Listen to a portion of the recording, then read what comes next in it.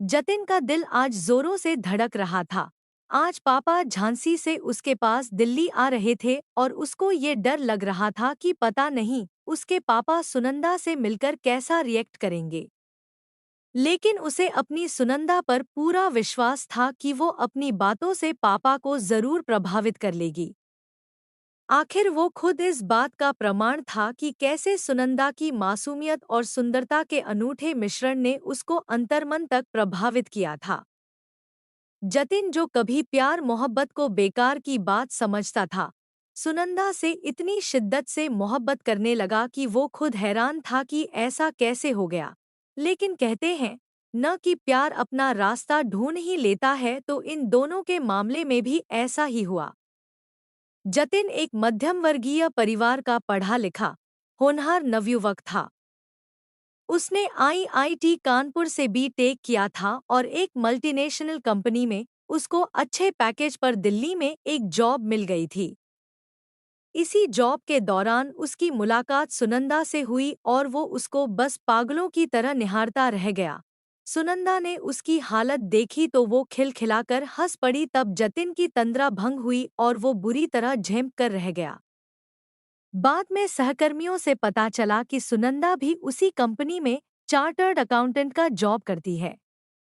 बाद में उनकी मुलाकातें बढ़ीं, दोनों एक दूसरे के नजदीक आने लगे और एक दिन जतिन ने सुनंदा से अपने मन की बात कह दी कि अब वो उसके बगैर अपने आगामी जीवन की कल्पना भी नहीं कर सकता। तो सुनंदा ने उसका प्रणय निवेदन तुरंत स्वीकार कर लिया, क्योंकि वो तो कब से इस दिन का इंतजार कर रही थी। जतिन का परिवार झांसी शहर में निवास करता था। उसके परिवार में उसके अलावा मम्मी पापा और एक छोटी बहन रिया थे। उसके पापा बुंदेलखंड यूनिवर्सिटी में इतिहास के प्रोफेसर थे और थोड़ा सख्त स्वभाव के थे, जिसकी वजह से जतिन उनसे खुलकर बात नहीं कर पाता था जैसे वो अपनी मम्मी और बहन से करता था।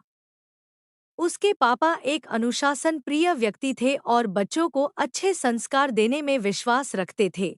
उसकी मम्मी एक कुशल गृहिणी थी, जो पापा की परछाई थी, लेकिन गलत बात पर पापा से बहस भी करती थी। लेकिन बच्चों के मामले में उनके विचार भी पापा से अलग न थे। जतिन की अपनी मम्मी और रिया से खूब बनती थी, तो एक दिन जब रिया ने उसको फोन पर बात करते हुए छेड़ा कि क्यों भैया मेरे लिए भाभी ढूंढ ली क्या, तो वो एकदम चुप हो गया जैसे उसकी चोरी पकड़ी गई हो। इस पर रिया समझ गई कि दाल में कुछ तो काला है और वो उसके पीछे ही पड़ गई। तो आखिरकार उसको बताना ही पड़ा कि हाँ, छुटकी ढूंढ ली है और उसका नाम सुनंदा है, लेकिन तू ये बात अभी मम्मी पापा से मत बताना।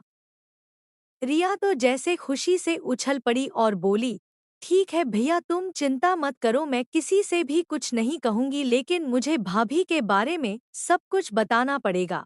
तब जतिन ने उसको बताया कि सुनंदा एक विजातीय परिवार की लड़की है। उसके पापा, मम्मी और भाई से वो मिल चुका है और उनको अपनी बेटी की जतिन से शादी करने में कोई आपत्ति नहीं है, बस जतिन के परिवार को कोई आपत्ति नहीं होनी चाहिए। रिया से इतनी बड़ी खुशी नहीं पची और उसने मम्मी पापा को बता दिया। फिर मम्मी ने फोन पर पूछा तो जतिन की चुप्पी ने उन्हें सब बता दिया। वो बोली, कल तुम्हारे पापा दिल्ली आ रहे हैं, तो तुम उन्हें स्टेशन पर रिसीव कर लेना, फिर वो सुनंदा और उसके घरवालों से मिलेंगे। तो जतिन ने कहा ठीक है मम्मी और फोन रख दिया। जतिन का दिल खुशी और डर दोनों के अजीब से मिश्रण का अनुभव कर रहा था। उसको रात भर नींद नहीं आई। सुबह स्टेशन जाकर उसने पापा को रिसीव किया और उनके पैर छुए। शाम को उनका सुनंदा के घर जाने का प्रोग्राम था, जिसके बारे में उसने सुनंदा के घरवालों को पहले से ही बता दिया था। फ्लैट पर आकर पापा आराम करने लगे और जतिन ऑफिस चला गया। आज सुनंदा नहीं आई थी तो उसका ऑफिस में मन नहीं लग रहा था, इसलिए जतिन ने उसको कॉल किया, लेकिन कई बार कॉल करने पर भी उसने रिसीव नहीं किया। तो अनजानी आशंका से उसका दिल जोर से धड़कने लगा। जैसे तैसे उसने ऑफिस में अपना दिन व्यतीत किया और ऑफिस के बाद सीधा सुनंदा के घर का रुख किया। पर ये क्या? सुनंदा के घर पे ताला लगा हुआ था और पड़ोसियों से पूछताछ करने से भी कुछ पता नहीं लगा कि आखिर अचानक पूरा परिवार घर को ताला लगाकर कहाँ चला गया और कोई भी कॉल रिसीव नहीं कर रहा है। जाति का दिमाग सुन्न पड़ने लगा कि वो अपने पापा से जाकर क्या कहेगा। जतिन बहुत निराश था कि सुनंदा और उसकी पूरी फैमिली अचानक से कहाँ गायब हो गई, लेकिन वो कर भी क्या सकता था। तो वो निराशा में डूबा हुआ अपने फ्लैट में आ गया जहाँ उसके पापा उसका इंतजार कर रहे थे। उन्होंने आते ही जतिन से पूछा कि भई सुनंदा के घर नहीं चलना है क्या। लेकिन जतिन ने कोई जवाब नहीं दिया तो उसके पापा ने गौर से देखा तो उसका उतरा हुआ चेहरा देखकर वो थोड़े गंभीर हुए और उन्होंने उसके कंधे पर हाथ रखकर जब स्नेह से पूछा कि बेटे क्या बात है, तुम इतने उदास क्यों हो। तो जतिन खुद पर काबू नहीं रख पाया और फफक रो पड़ा। अब उसके पापा को चिंता हुई तो उन्होंने कहा कि अब रोना बंद करो और बताओ कि आखिर हुआ क्या है और तुम इतने परेशान क्यों हो। दुनिया में ऐसी कोई भी समस्या नहीं है जिसे सुलझाया न जा सके। इसलिए शांत हो जाओ और मुझे बताओ कि क्या बात है। तो जतिन ने सुनंदा को फोन करने से लेकर उसके पूरे परिवार समेत गायब होने की बात उनको बताई, जिससे उसके पापा भी विचलित तो हुए, लेकिन वो एक धीर गंभीर व्यक्तित्व वाले व्यक्ति थे और उनकी पहली प्राथमिकता जतिन को संभालने की थी। इसलिए परिस्थिति को देखते हुए उन्होंने कहा कि हो सकता उन लोगों को कोई इमरजेंसी आ गई हो और उनको अचानक सपरिवार कहीं जाना पड़ गया हो। इसलिए इतना ज्यादा परेशान होने की बात नहीं है। और रही बात सुनंदा के फोन रिसीव न करने की, तो हो सकता है कि मोबाइल साइलेंट मोड पर हो और उसे पता न चला हो।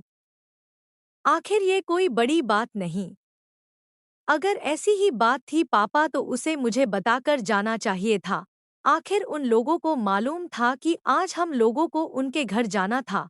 नहीं पापा, मेरा दिल घबरा रहा है और मुझे लगता है कि कोई और ही बात है। जाति ने डरते हुए अपने पापा से कहा। पापा बोले कि तुम बहुत जल्दी घबरा जाते हो जतिन। इतने बड़े शहर में अकेले रहते हो, थोड़ा मजबूत बनो और आशावादी सोच रखो। देखना जल्दी ही सुनंदा का फोन आएगा या वो लोग लौट ही आएंगे। भगवान करे आपकी बात सच हो पापा और वो लोग जल्दी ही लौट आएं। जतिन ने कहा।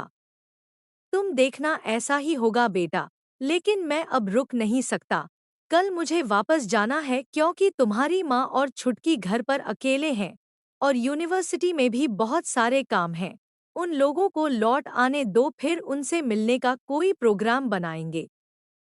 ठीक है, पापा ने कहा। जतिन ने कहा जैसा आप कहें पापा। लेकिन उसकी बेचैनी कम नहीं हो रही थी कि आखिर सुनंदा और उसके घरवाले कहाँ चले गए और आखिर ऐसा क्यों।